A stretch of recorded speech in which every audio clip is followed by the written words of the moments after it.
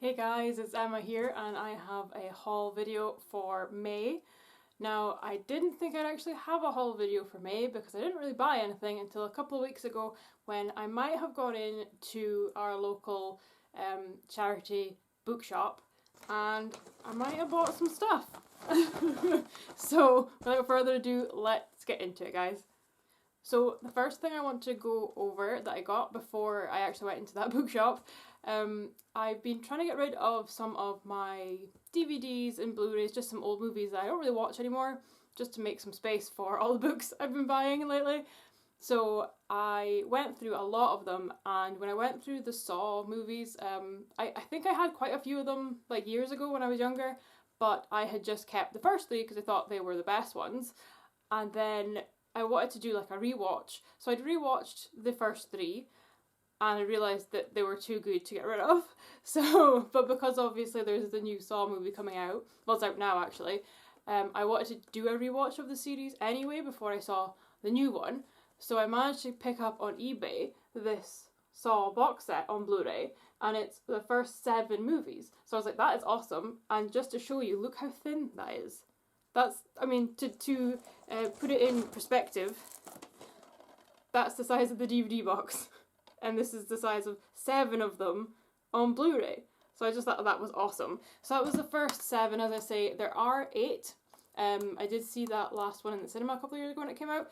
So I really did want to find that somewhere as well. And luckily enough, in our local HMV, they had the latest one on Blu-ray and it was $4.99 with any purchase. So they had the DVD one as well, and I think it was $2.99 with any purchase, but I was like, well, I have these ones on Blu-ray now, so I may as well just get this one on Blu-ray.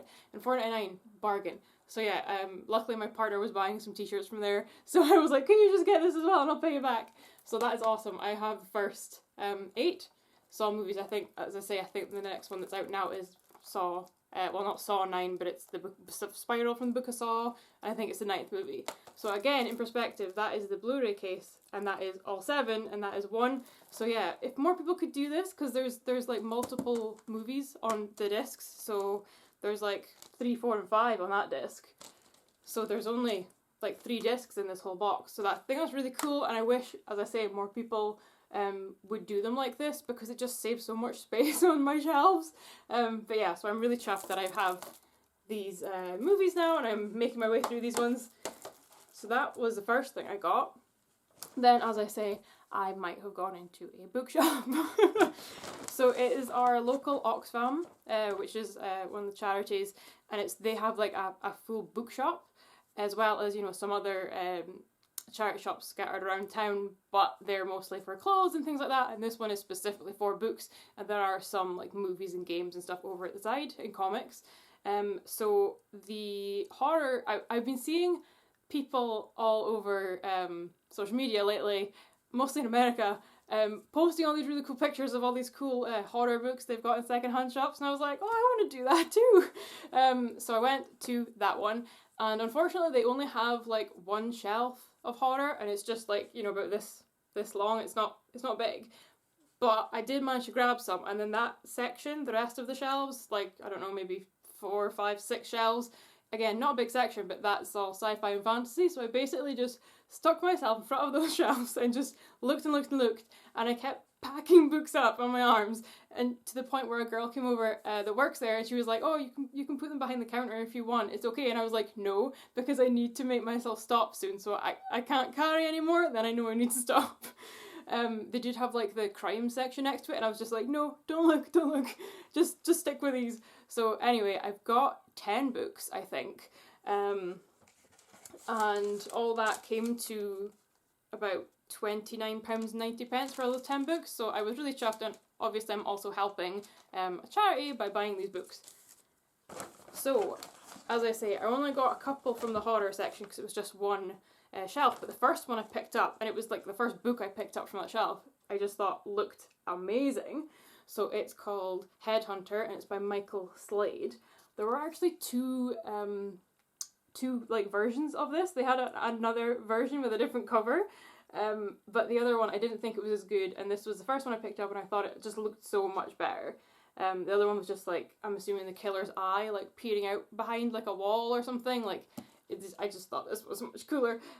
So I'm not going to go and like read the blurbs of all of these books because I will be here forever, but I can give you like a rough idea. So basically, as far as I'm aware, this one is about a guy, and I think it's set in Canada, and he basically cutting women's heads off, and they're just like being found around the place, and the Royal Canadian Mounted Police have to try and like figure out who it is and stop him. So I thought that really sounded cool. So that was the first one.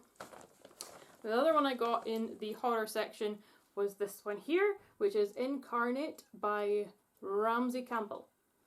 Now, the only thing that bugged me a bit about this shop was, I understand in charity shops if there's just like, you know, like a little bookcase at the back with some books in it, but mostly they're selling other things. I totally get that when they're pricing things, they're not really looking at where they're sticking the price. Totally fine, because they're not a bookshop, but this one is a bookshop, and it was deliberately sticking the prices right on the blurbs of the back of the books. So I was I had to try and like read under the slightly transparent, but not really, sticker to see what the kind of blurbs on the back of the book said, which I found kind of annoying, but hey, whatever. Like, I'd rather they just stuck it on the front somewhere, or like, you know, just anywhere that's not over the blurb. But anyway, so this one, it's like a soul-wrenching novel of ultimate nightmare, and it's kind of about like an experiment that goes wrong, I think, so that sounded kind of cool. Next one I've got here is the start of the sci-fi set that I picked up, so it's called Tomorrow and Tomorrow, and that is by Hunt Collins, and it's like there's like a 35 cents like price on the book, which I thought was kind of cool. So there was quite a few of these there, but you know, I think I just grabbed this one out of the stack because this was the one that sounded the coolest to me. And again, it's set in the future, and it's just about like the world in the future and how we're, you know, we haven't evolved in a good way, and that just you're like staring at screens all the time and things like that. So I thought that one sounded kind of cool. Another one I got now, I love, if anyone knows me, I love movie novelizations. Like, I'm obsessed with them. I love them. So I grabbed this one, which is Star Wars Episode 1, and it's by Terry Brooks. So, and it's hardcover. So again, I thought that was pretty cool. But yeah, so all of these books were like £2, £3, £4 at the most. So yeah, I'm chuffed to read that. And this one I was surprised to pick up, because at the moment I'm reading through the Game of Thrones books. They're really big, so I'm reading one, you know, every few months, and I'm reading other stuff in between, but I'm really enjoying them. I don't know if it's because I watched the show that I'm enjoying them as much, because I can see the people in my head, I don't know, but I'm preferring it to the show, let's just say. But I found this book, which is like really good condition. It looks like it was maybe only read once. And it's like a prequel book to the Game of Thrones book, so I will keep this for when I am finished. As I say, I've got like the main books. I don't even know if I have them all. I think I do. But I don't know about any of these like sequels and prequels, and there's like quite a few other books I think in the Game of Thrones pantheon. But yeah, I found this one, and it basically just says on the back that it's like a century before Game of Thrones is set. So the Targaryen line are still on the throne. So I thought that was really cool. So as I say, I will keep this for when I finally finished all those Game of Thrones books one day, and then I'll read it then.